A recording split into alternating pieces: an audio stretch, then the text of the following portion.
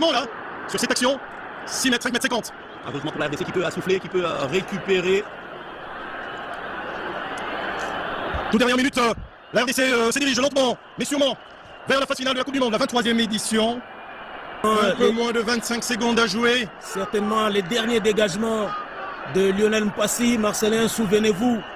Et oh là là, Moukao pour ce bijou. Théo Bongoda, il y aura hors-jeu. Même s'il y a hors-jeu, il faudrait jouer quand même. Hein. Question de gagner un petit peu de temps. Il y a eu effectivement hors-jeu.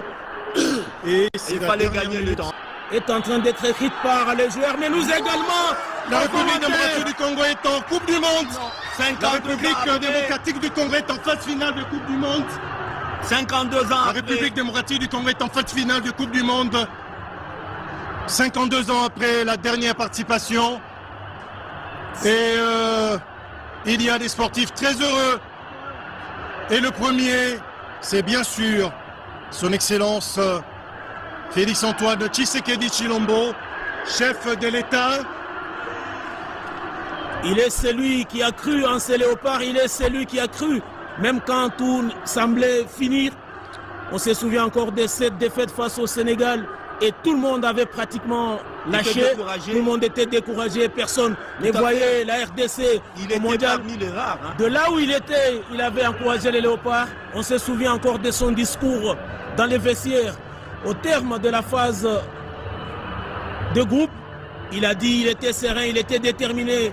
Il avait foi en Dieu, il avait foi en lui, il avait foi en ses ambassadeurs, il avait foi en ses léopards pour certainement hisser haut le drapeau de la République démocratique du Congo. Et aujourd'hui, dans la nuit du mardi 31 mars au matin du 1er avril 2026, l'histoire est écrite avec cette qualification historique de la République démocratique du Congo.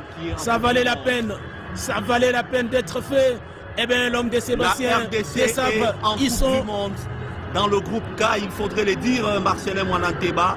Et le premier match, ça sera face au Portugal le 18 juin. Et nous avons les images en direct. On a les images en direct depuis la cité de l'Union africaine, où le chef de l'État a pratiquement jubilé sur l'action